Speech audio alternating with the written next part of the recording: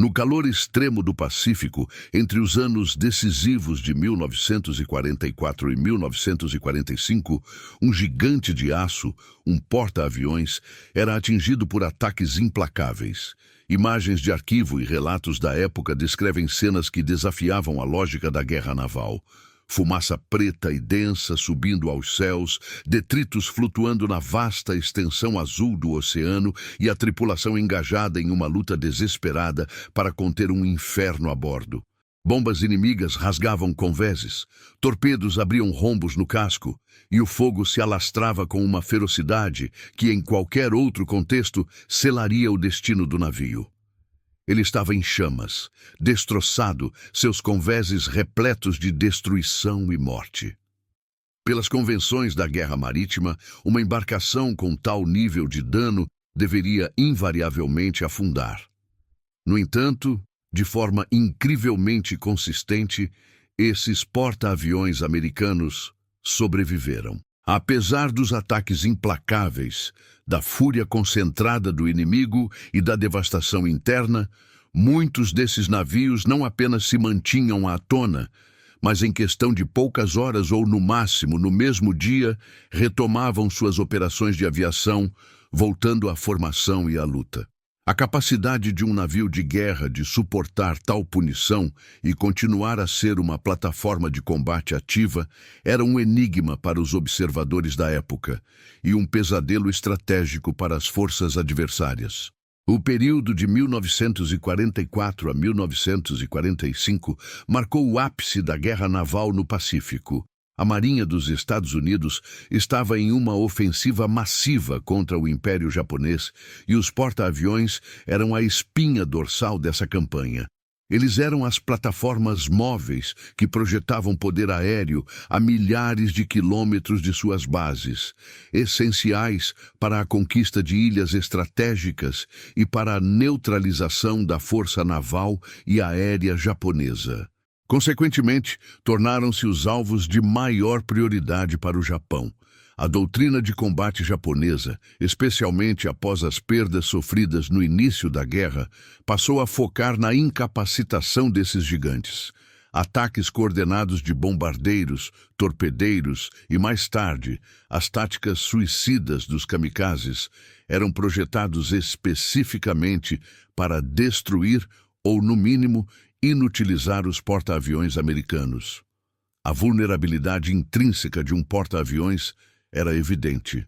Uma vasta plataforma flutuante, repleta de combustível de aviação, munições, aeronaves e uma tripulação de milhares, representava uma concentração colossal de material inflamável e explosivo. Um único acerto bem-sucedido de uma bomba ou torpedo tinha o potencial de desencadear uma reação em cadeia catastrófica, com incêndios incontroláveis se espalhando pelos conveses e hangares, explosões secundárias de paióis de munição e, por fim, o comprometimento da integridade estrutural do casco, levando ao seu afundamento. A perda de um porta-aviões não significava apenas a perda de um navio e sua tripulação, mas também a aniquilação de um grupo aéreo inteiro e um golpe significativo na capacidade ofensiva da frota. A questão central que intriga historiadores e engenheiros até hoje é: como diante de ataques tão brutais e da fragilidade inerente a essas embarcações, os Estados Unidos conseguiram manter um poder aéreo naval praticamente ininterrupto? Como esses navios, que deveriam ter sucumbido, conseguiam ressurgir das chamas e da destruição com uma velocidade impressionante? Este fenômeno não era uma exceção, mas uma ocorrência notavelmente comum, observada em diversas batalhas cruciais no Pacífico, como a Batalha do Mar das Filipinas, onde porta-aviões danificados foram reparados em tempo recorde para continuar a luta.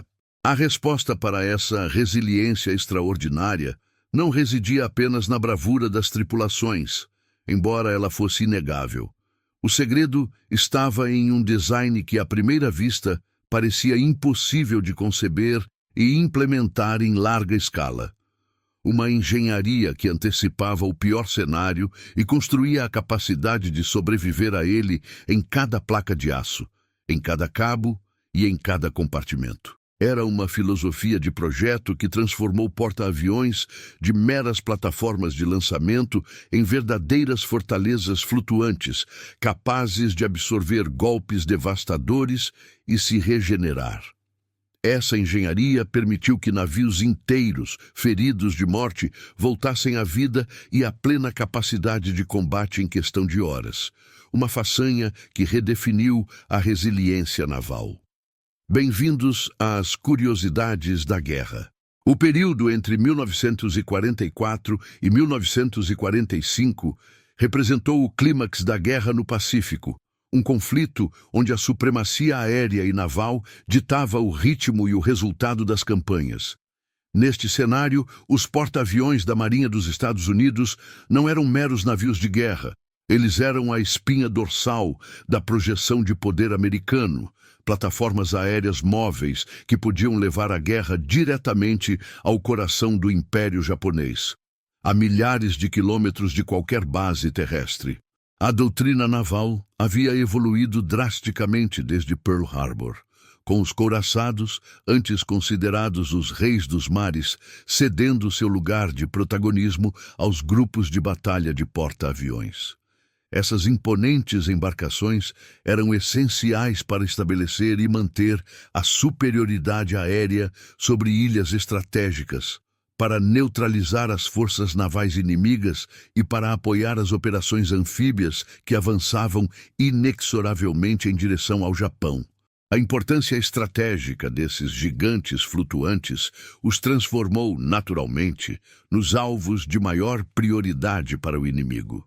Para o Império Japonês, a incapacitação ou destruição de um porta-aviões americano representava não apenas a eliminação de uma plataforma de combate, mas um golpe direto na capacidade ofensiva e logística da frota dos EUA. A doutrina de combate japonesa, especialmente após as perdas devastadoras sofridas no início da guerra, como em Midway, passou a focar obsessivamente em ataques concentrados contra esses navios. Bombardeiros, torpedeiros e, com o avanço do conflito, as táticas suicidas dos kamikazes eram projetados e empregados com o objetivo explícito de destruir ou, no mínimo, inutilizar os porta-aviões americanos, interrompendo seu fluxo ininterrupto de poder aéreo. A vulnerabilidade inerente a um porta-aviões era, de fato, um desafio de engenharia colossal. Imagine uma vasta plataforma flutuante, com mais de 250 metros de comprimento, que abrigava não apenas centenas de aeronaves, mas também dezenas de milhares de galões de combustível de aviação altamente inflamável, paióis repletos de bombas e munições, caldeiras de alta pressão para propulsão a vapor e uma tripulação de milhares de homens. Essa concentração de materiais explosivos e inflamáveis, combinada com a complexidade de sistemas vitais interconectados, tornava o navio um alvo potencialmente catastrófico. Um único acerto bem-sucedido de uma bomba aérea, especialmente aquelas de perfuração de blindagem ou de um torpedo subaquático, tinha o potencial de desencadear uma série de eventos desastrosos. Uma bomba poderia penetrar o convés de voo, explodir nos hangares repletos de aeronaves abastecidas e armadas, ou atingir paióis de munição, resultando em incêndios incontroláveis e explosões secundárias de proporções massivas. Torpedos, por sua vez, abriam rombos no casco abaixo da linha d'água, levando a inundações rápidas, perda de estabilidade e danos severos aos sistemas de propulsão e energia. A propagação de incêndios por convéses e compartimentos, a ruptura de linhas de combustível ou vapor e a interrupção dos circuitos elétricos e de controle podiam, em teoria, incapacitar completamente um navio e todo o seu grupo aéreo em questão de minutos. A perda de um porta-aviões não significava apenas a perda de uma embarcação e de sua valorosa tripulação. Significava também a aniquilação de um grupo aéreo inteiro, composto por dezenas de pilotos e suas aeronaves, e um golpe estratégico significativo na capacidade ofensiva da frota. Batalhas como a do Mar das Filipinas, em junho de 1944, conhecida como o Grande Tiro ao Peru das Marianas, evidenciaram a intensidade e a frequência desses ataques. Embora a aviação japonesa tenha sofrido perdas esmagadoras, os porta-aviões americanos foram atingidos e danificados, testando ao limite sua capacidade de sobrevivência. Diante de ataques tão brutais e da fragilidade inerente a essas embarcações complexas, a questão central que permeia a história naval e a engenharia militar é: como os Estados Unidos conseguiram manter um poder aéreo naval praticamente ininterrupto?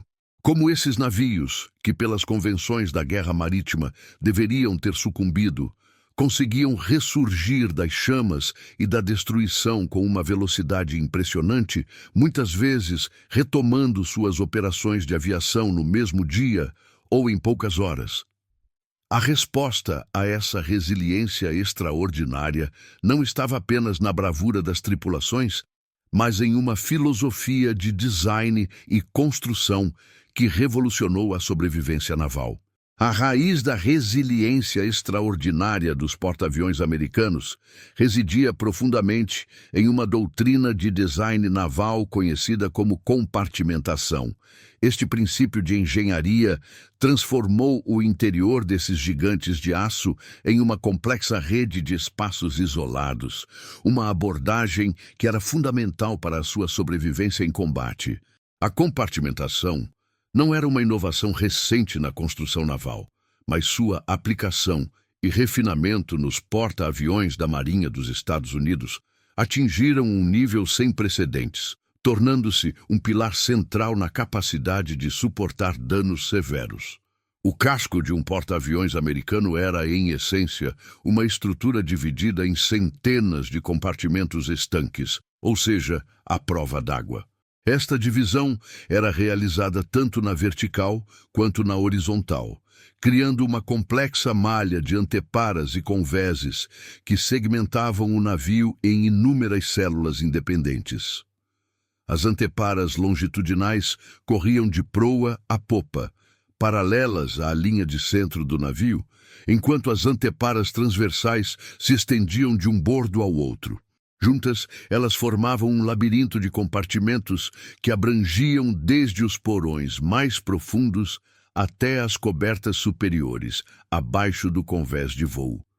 Essa estrutura era reforçada por aço de alta resistência, projetado para suportar não apenas as pressões normais da navegação, mas também as forças explosivas de ataques inimigos. Para ilustrar a eficácia desse design, pode-se comparar a compartimentação de um porta-aviões ao corpo humano, com seus múltiplos órgãos vitais separados, mas interconectados por sistemas complexos. Se um órgão sofre uma lesão, os demais podem continuar a funcionar, e o corpo tem mecanismos para isolar e, em alguns casos, reparar o dano. Da mesma forma, em um porta-aviões, a destruição ou inundação de um compartimento não significava o colapso de todo o sistema. Pelo contrário, as anteparas e os convéses estanques eram projetados para conter o dano dentro de limites específicos, impedindo que a água do mar se espalhasse por todo o navio ou que um incêndio se alastrasse descontroladamente. Quando um torpedo inimigo atingia o casco, por exemplo, ele podia perfurar as chapas externas e inundar um ou mais compartimentos adjacentes. No entanto, a presença de múltiplas camadas de anteparas e a distância entre os compartimentos vitais e o casco exterior significava que o impacto era absorvido e o dano localizado. As portas e escotilhas estanques, hermeticamente seladas, desempenhavam um papel crucial nesse processo. Projetadas para serem fechadas rapidamente por tripulantes treinados ou, em alguns casos, por sistemas de fechamento remoto, elas garantiam que qualquer entrada de água ou propagação de fogo fosse contida dentro da área afetada. A aplicação prática dessa doutrina era evidente sob ataque. Se uma bomba penetrasse o convés de voo e explodisse em um hangar, a compartimentação horizontal, com múltiplos convéses blindados e anteparas corta-fogo, entrava em ação. O fogo e a fumaça seriam confinados àquela seção específica, enquanto os sistemas de ventilação poderiam ser ajustados para evitar a propagação. A capacidade de isolar rapidamente um dano era vital. Isso significava que, enquanto uma parte do navio podia estar em chamas ou inundada, outras seções, incluindo os paióis de munição, os depósitos de combustível, as casas de máquinas e os centros de comando, permaneceriam intactas e operacionais. Essa metodologia permitia que o navio, mesmo gravemente ferido, mantivesse sua flutuabilidade e integridade estrutural. Ele podia sangrar por uma ferida controlada, mas continuava a ser um navio funcional. As bombas de esgoto de alta capacidade e os sistemas de contra-inundação eram empregados para remover a água dos compartimentos danificados ou para inundar compartimentos opostos de forma controlada, a fim de corrigir a inclinação do navio e restaurar sua estabilidade. Esta capacidade de absorver o golpe, isolar o problema e manter a maior parte do navio operacional era a essência do casco que respira, um contraste marcante com navios menos compartimentados que frequentemente sucumbiam rapidamente a danos similares. A compartimentação não era apenas uma defesa passiva. Era uma estratégia ativa de sobrevivência que permitia aos porta-aviões americanos permanecerem na luta, mesmo quando pareciam condenados.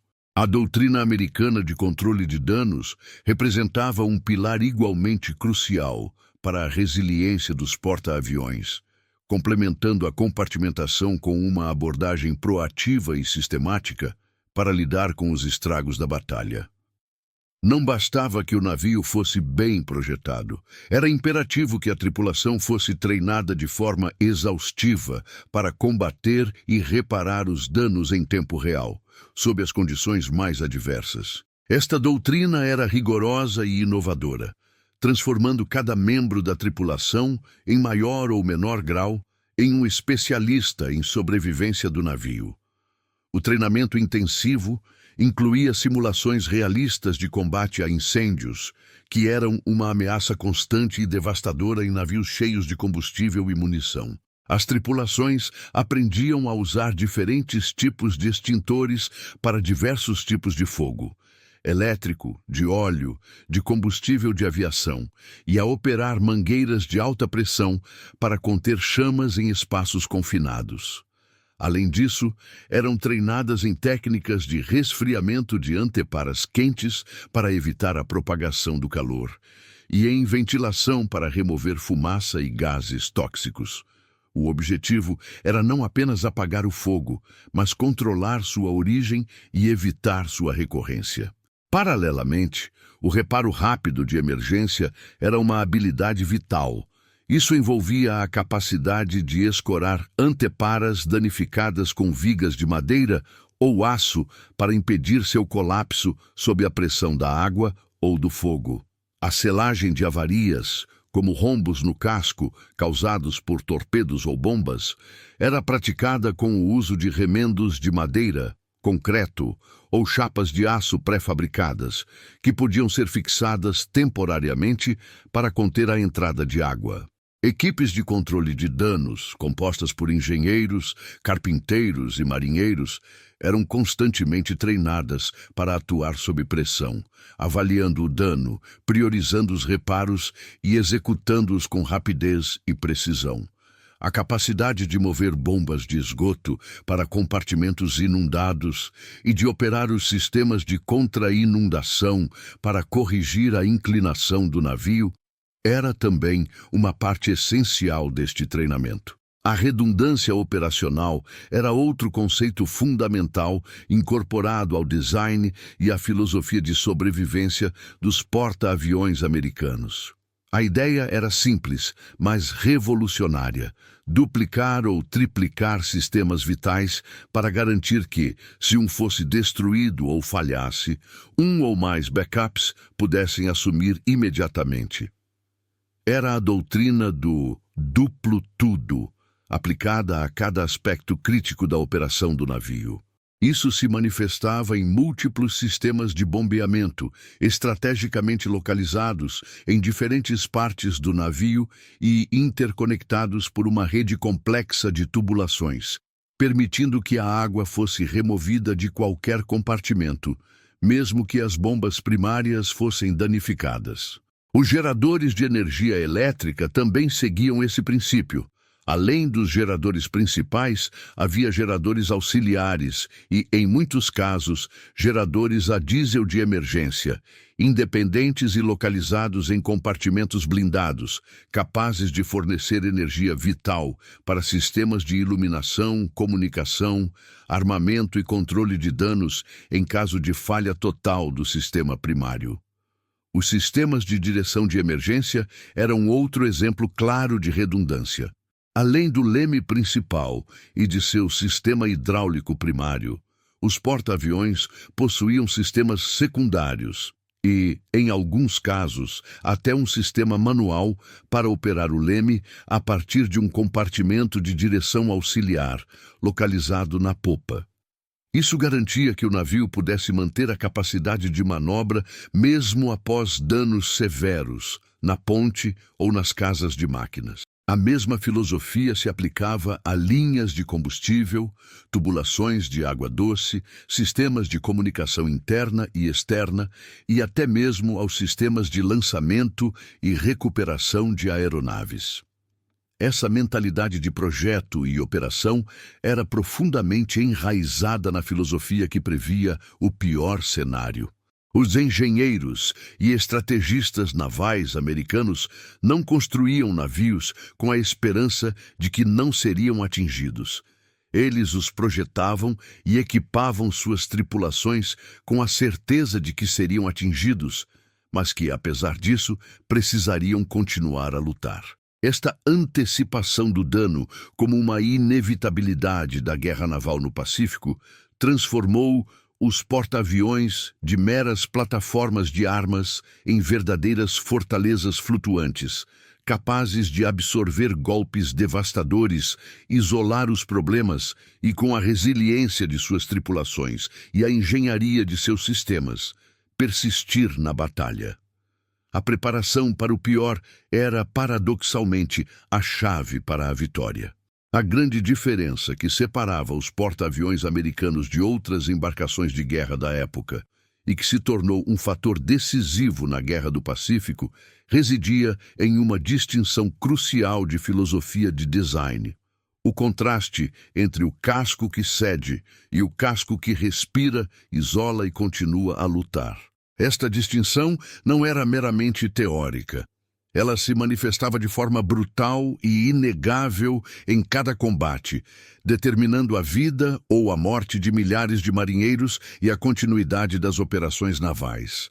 Historicamente, muitos navios de guerra, incluindo os de outras potências navais da Segunda Guerra Mundial, seguiam um design que, sob ataque severo, poderia ser categorizado como um casco que cede.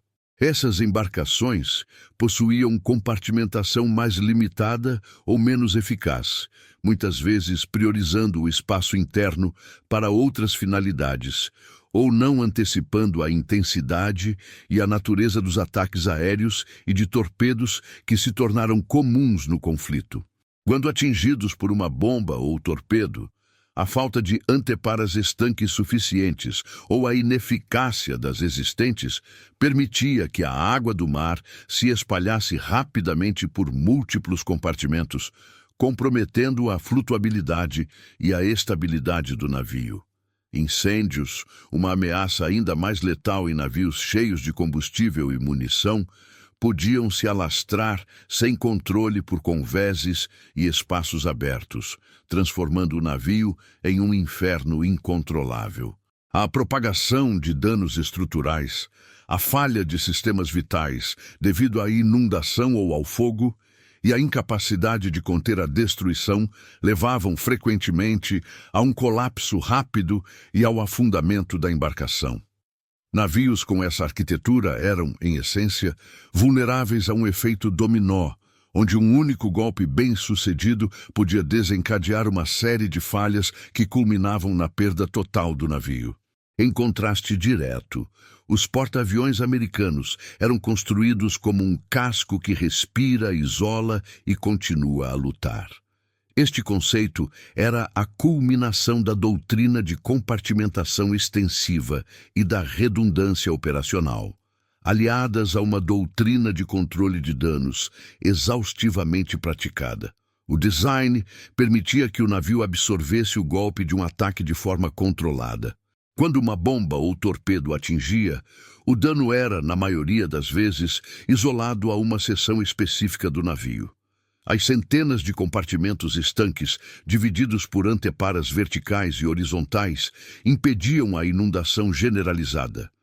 Se um compartimento era perfurado, a água entrava, mas era contida dentro daquela área, enquanto as bombas de esgoto trabalhavam para removê-la, e os sistemas de contra-inundação eram ativados para manter a estabilidade. Da mesma forma, em caso de incêndio, as anteparas corta-fogo e os sistemas de ventilação podiam ser ajustados para confinar as chamas e a fumaça a um único compartimento ou área, evitando que o fogo se espalhasse para paióis de munição ou depósitos de combustível adjacentes.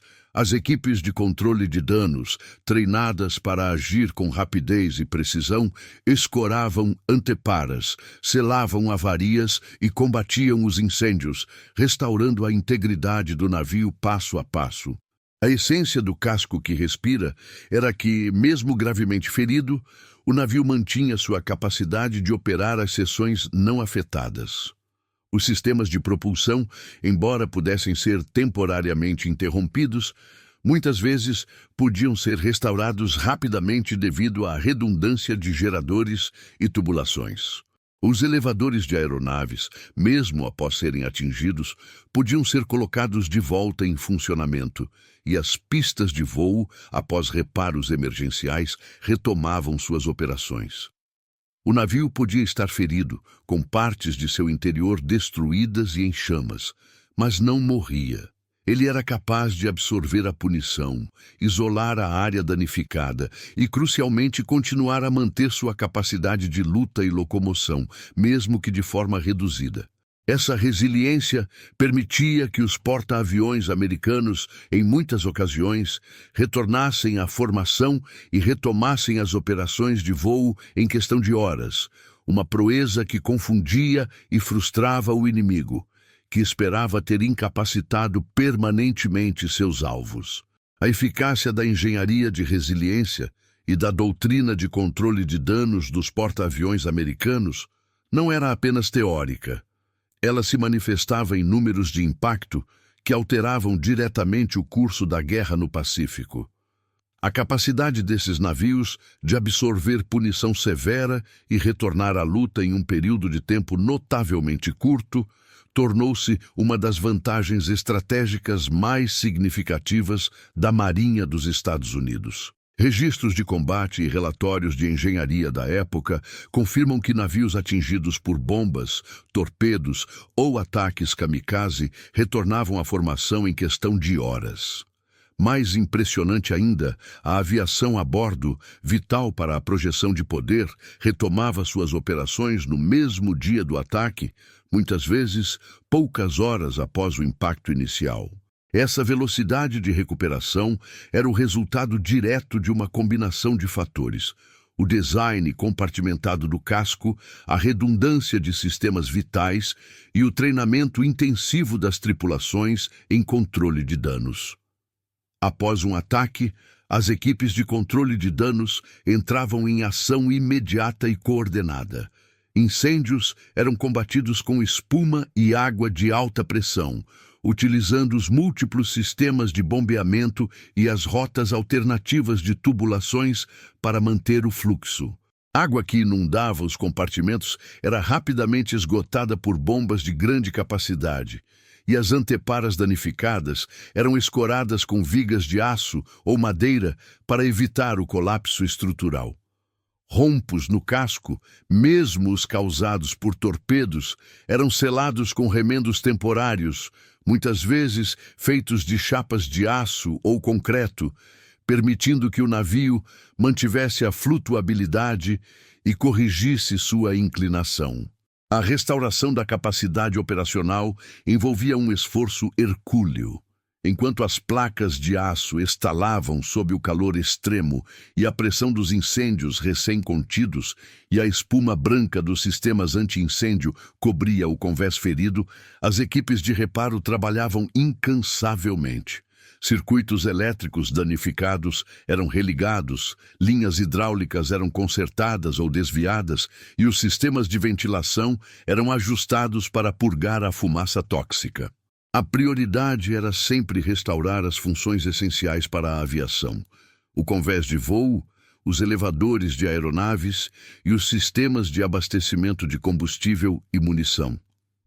Em um triunfo da engenharia e da bravura, os elevadores de aeronaves, muitas vezes atingidos ou afetados pelo ataque, voltavam a subir, trazendo mais aeronaves dos hangares inferiores para a luta, a despeito do inferno que o navio acabara de suportar.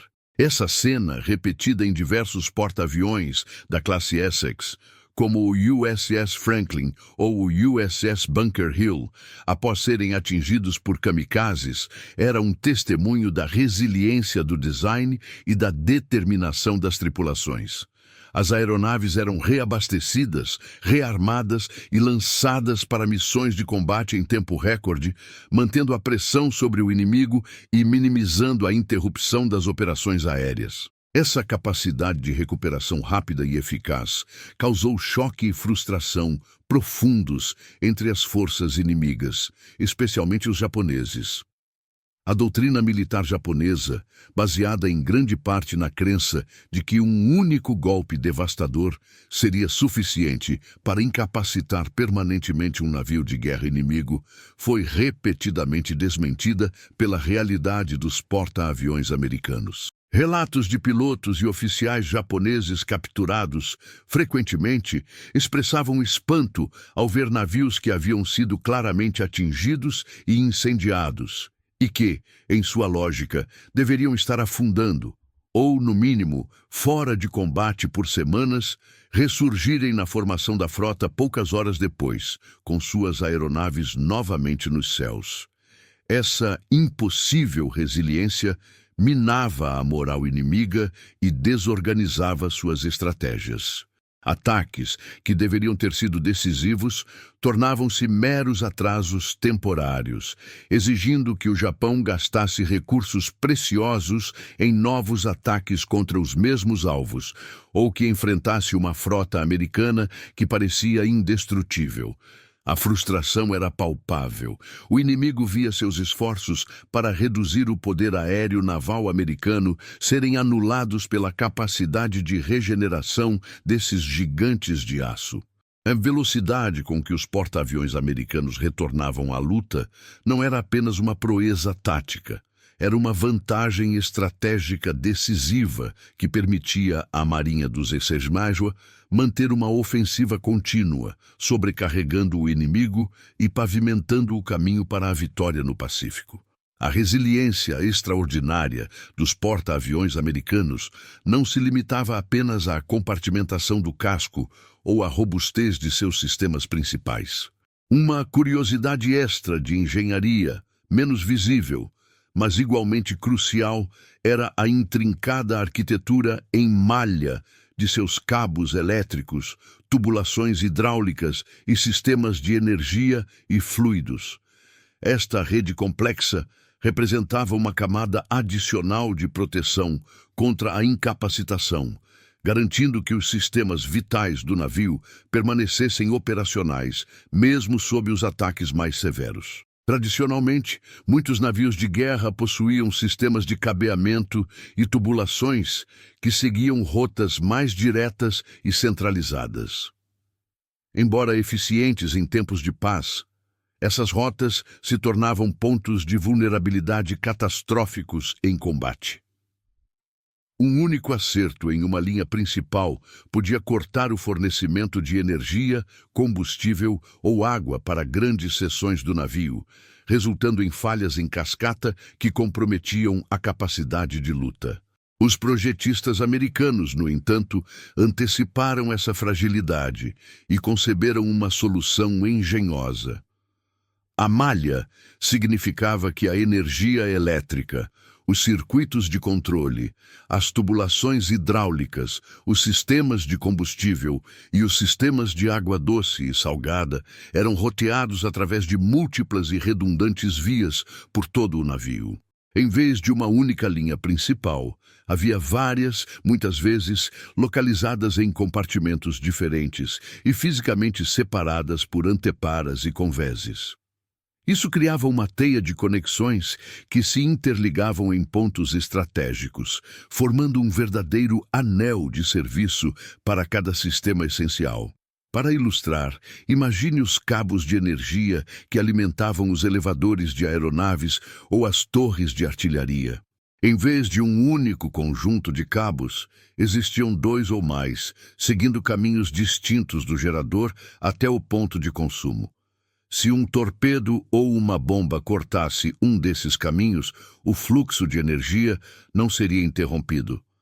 O sistema era projetado para permitir rotas alternativas instantâneas. Em muitos casos, isso ocorria automaticamente, com chaves e relés redirecionando a energia para um caminho intacto em questão de milissegundos. Em outros, a intervenção rápida de tripulantes treinados, operando válvulas e disjuntores em centros de controle secundários, garantia a continuidade do serviço. Essa capacidade de redirecionamento era vital. Significa que, se uma linha principal de combustível fosse rompida por uma explosão, o combustível poderia ser desviado por uma rota secundária para continuar alimentando as caldeiras ou os aviões. Se um cabo elétrico crucial para as comunicações fosse cortado, outro caminho estava disponível para manter a comunicação interna e externa. Os elevadores de aeronaves, essenciais para a movimentação de aviões entre os hangares e o convés de voo, eram projetados com redundância de sistemas hidráulicos e elétricos, garantindo que, mesmo após danos significativos, pudessem ser reativados rapidamente. Essa arquitetura em malha não era apenas uma medida de segurança, era um componente ativo da capacidade de sobrevivência do navio. Ela assegurava que os sistemas críticos, desde os motores que impulsionavam o navio e as turbinas que geravam eletricidade, até os elevadores que traziam aeronaves para o convés, as armas que defendiam a frota e os sistemas de comunicação que coordenavam as operações, permanecessem operacionais. Ao prever que as linhas seriam cortadas e ao construir múltiplos caminhos para cada serviço vital, os engenheiros navais americanos garantiram que o porta-aviões pudesse absorver o dano sem perder sua funcionalidade essencial. Era a teia de vida que mantinha a funcionalidade essencial do navio, mesmo quando partes de sua estrutura estavam comprometidas. A consequência estratégica de todas essas inovações em compartimentação, redundância de sistemas, doutrinas de controle de danos e a arquitetura em malha de cabos e tubulações foi singular. O poder aéreo naval ininterrupto.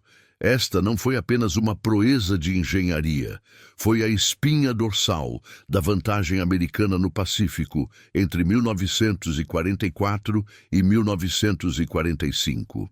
A capacidade de porta-aviões danificados retornarem à formação em horas e de suas operações de aviação serem retomadas no mesmo dia significava que a frota dos Estados Unidos podia manter uma ofensiva contínua, exercendo uma pressão implacável sobre o Império Japonês. Os ataques inimigos, mesmo os mais devastadores, não conseguiam paralisar a capacidade de combate americana por tempo suficiente para alterar o curso da guerra. Isso sobrecarregava o inimigo, que via seus esforços para incapacitar a frota dos Ipais serem anulados pela resiliência desses navios. Cada ataque que falhava em afundar ou incapacitar permanentemente um porta-aviões minava a moral japonesa e desperdiçava recursos preciosos em uma guerra de atrito que não podiam vencer. A interrupção mínima das operações aéreas garantia que a superioridade aérea fosse mantida, que o apoio às tropas em terra continuasse e que a capacidade de ataque à frota inimiga permanecesse intacta, pavimentando o caminho para a vitória. Esta resiliência sem precedentes reflete a mentalidade visionária dos engenheiros e projetistas navais da época. Eles não se limitaram a construir máquinas de guerra poderosas. Eles conceberam e executaram a construção de verdadeiros sistemas de sobrevivência flutuantes. A filosofia por trás de cada projeto não era apenas de poder ofensivo, mas de persistência sob o fogo. Eles previram que o navio seria atingido, que seus sistemas seriam danificados e que suas tripulações teriam que lutar não apenas contra o inimigo, mas contra o próprio navio em chamas e inundado. Essa antecipação do pior cenário, essa aceitação da inevitabilidade do dano de combate, foi o catalisador para inovações que transformaram a guerra naval.